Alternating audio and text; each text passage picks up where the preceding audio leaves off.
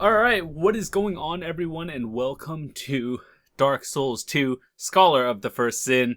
My name is John, and after sinking about 50 hours into Bloodborne, I got to try out this game for a little bit. Now, before we start, I want to say this is probably going to be a 1 or 2 part series, simply because the game is kind of old, and I got this for the PS4, and yeah, I kind of wanted to just see what was added.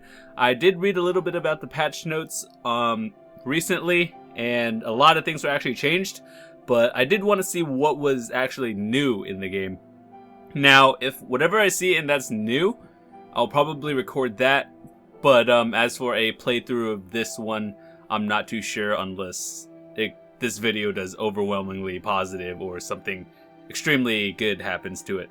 So, I did test it out a little bit, and yeah, we're gonna start a new game. So, for the most part, I think if you are like into Dark Souls, you probably seen or have played this already, and you already know what's happening. So, we're gonna be starting a new game, and yeah, I kind of want to see what's new. So, I hope you guys will enjoy this first episode as much as I do. And I'll try to keep quiet during the cutscenes, even if this is a individual part. So, if you guys are going to enjoy this video, be sure to drop a like. It really does help me out. And if you are new, feel free to subscribe. I hope you enjoy what you see and what you hear. So, that said, let's continue. And unlike this game, it doesn't have an offline mode at the start, I don't think. It might. I don't know. Perhaps you've seen it. Maybe in a dream. A murky, forgotten land.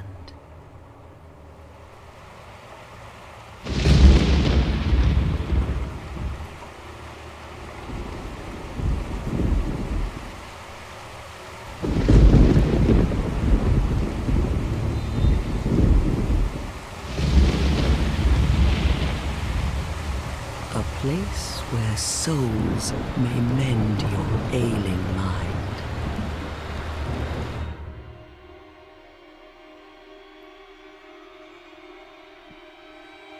You will lose everything. Once branded, the symbol of the curse, an augur of darkness. Your past, your future, your very light.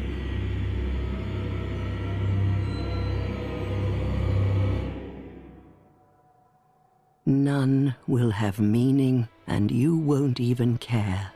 By then, you'll be something other than human. A thing that feeds on souls, a hollow.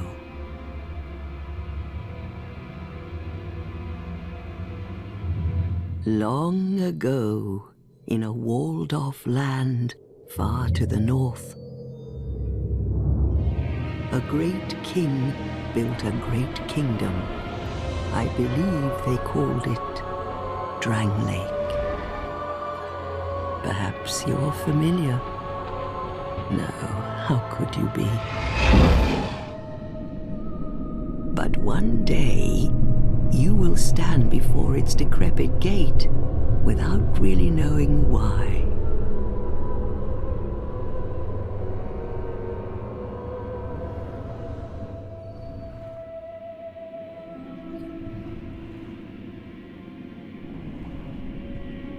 It's almost like a movie. Oh my.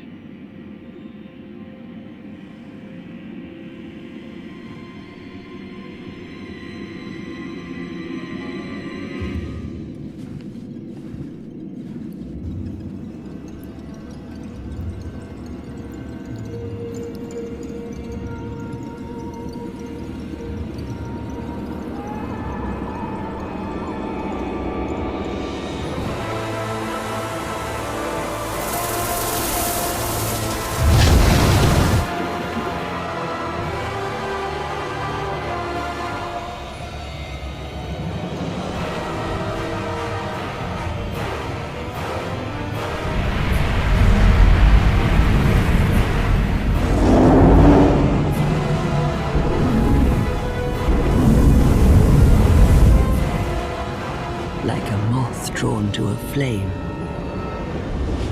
Your wings will burn in anguish. Time after time.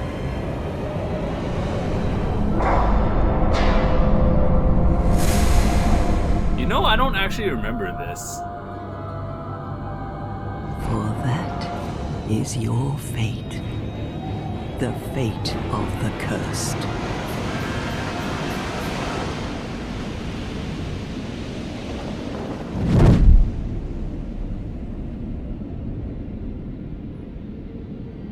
Was that in the original? Like this whole scene? I don't remember it.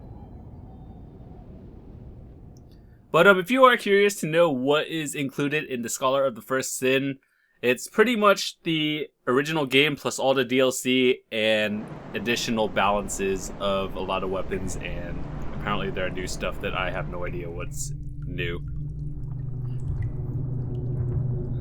But after testing this game for 10 minutes pretty much, I noticed that loading screens are almost instant, and that was probably the thing that made me the happiest after putting about 50 hours into Bloodborne. And if you watch my playthrough of that, you'll notice I was just sitting there for like 20 seconds in Bloodborne during the cutscenes. Or not cutscenes, but like loading screens. That was painful. So, this game is so smooth. Oh my.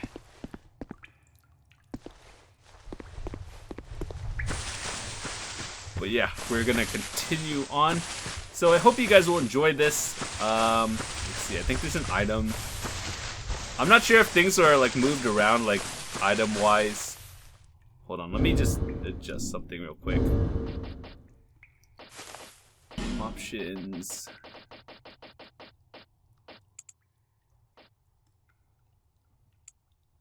That was actually kind of loud. Vibration is a no-go. And I think we're good. So with that said, let's continue on. And as always, we gotta pick our class and all that stuff. This game is just so smooth.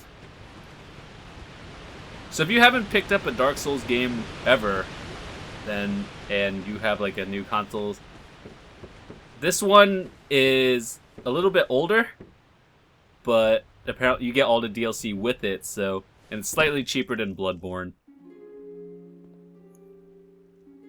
But Bloodborne has like better graphics and whatnot. What seems to be the ruckus? Oh my, your face. The face of the curse. It's an undead. An undead has come to play. They all end up here. All the ones like you. You spoke to that kind old dear, didn't you?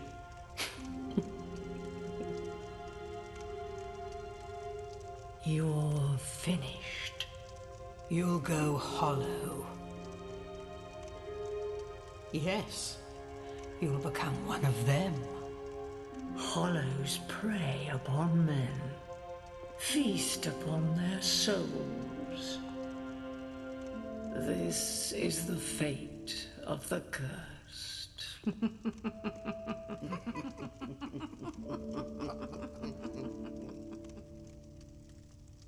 What is your name?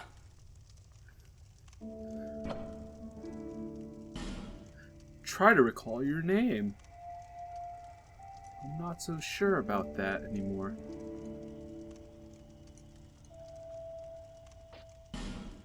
John Law, are you sure of your name? Well, now that you ask me, I just don't know anymore. It might be. At least you know your own name. Here's your reward for sharing. It's a human effigy. Take a closer look. Who do you think it's supposed to be? Think back, deep into your past. Yes, it's an effigy of you.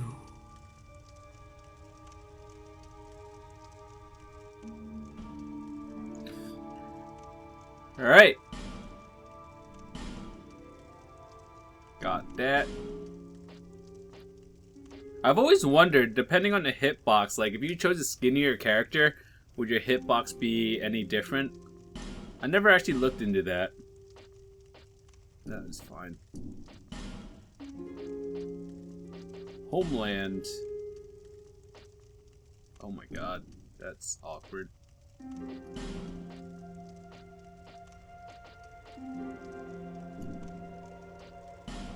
Hair,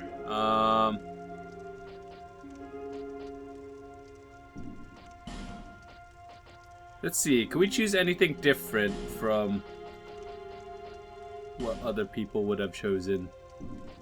Probably hard to do that nowadays.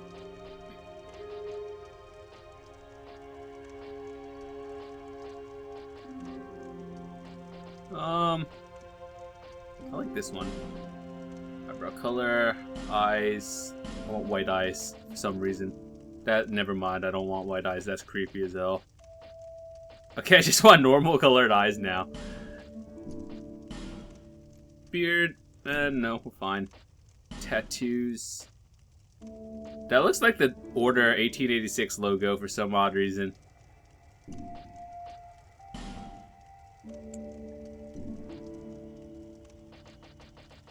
Can you change your face?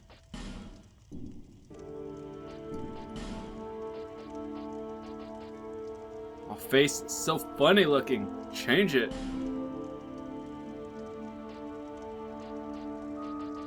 There's only 4 choices and they all look funny. Advanced settings.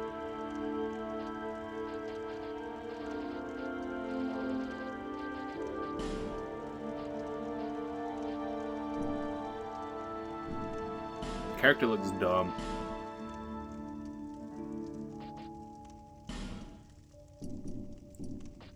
Well, anyway, to the important part of the game. The first time I played this a while back, I chose a swordsman.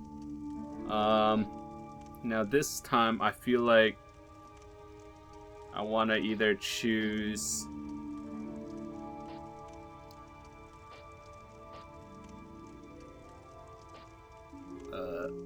I don't know. I kind of want to choose knight because I've never done it before. I've played a swordsman, a cleric, and a sorcerer before, and I've never chose knight, so we're gonna try that one.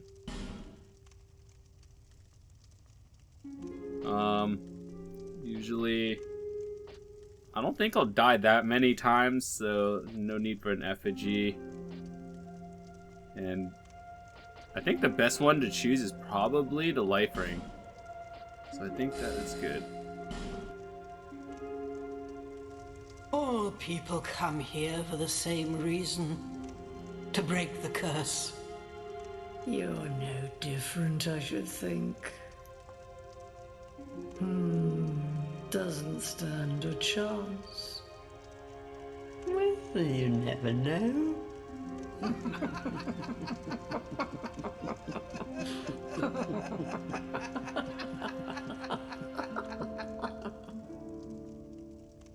Go through the door and trot along to the kingdom. But remember, hold on to your souls. They're all that keep you from going hollow. Oh, I'll fool you no longer. You'll lose your souls. All of them. Over and over again.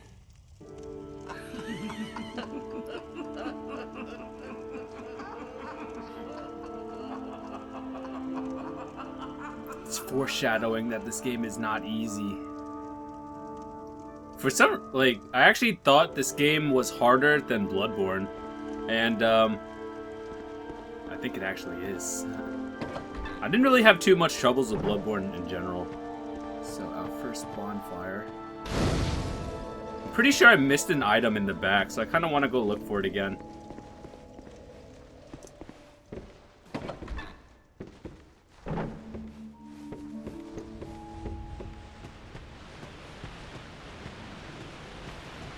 pretty sure there was like an item back here.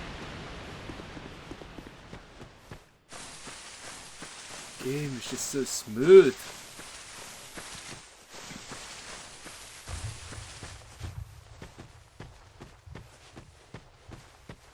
Yep. Busted coin.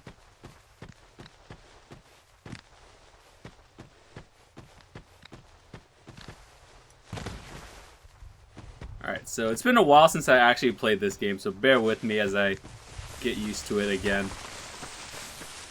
Gotta get out of here into Majula immediately. Oh, I see an item. Alright, so I got my bonfire. Wait, hold on. Can I even get it from here? I don't remember how. It's been so long since I played it. Whatever, we'll just move on.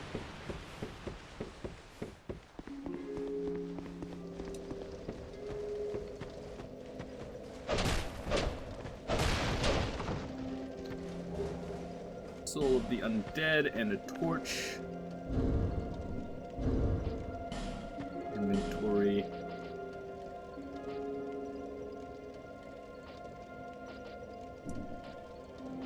Got all of those equipped.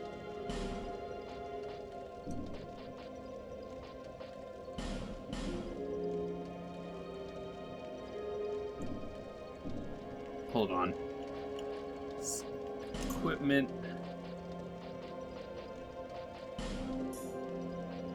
Anything else of interest? So generally you want to stay under 50%, and what the weight thingy above the soul counter is, depending on how much armor you wear, it affects your stamina regeneration and your movement speed. So that will bring me to 45%. And all of this is just hot garbage.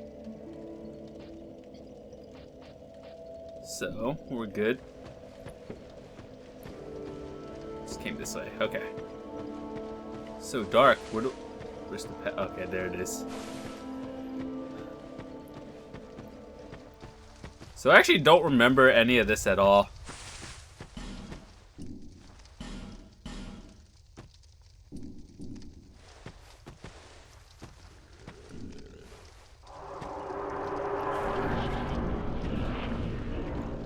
If I die a couple of times, it's probably because I'm just bad at this game.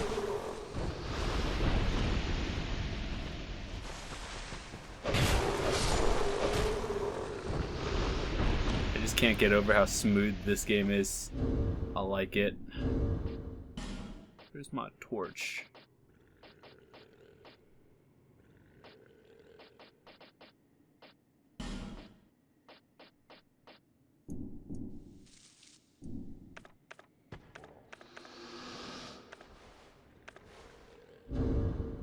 Hold on a second.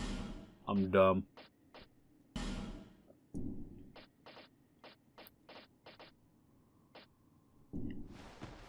Well, anyway, I think I know the general idea of where I'm supposed to be going. Anyway. Oh. That surprised me, and I had my other thing out. So, what you want to do is light those things up. This is an optional area. That sounds different.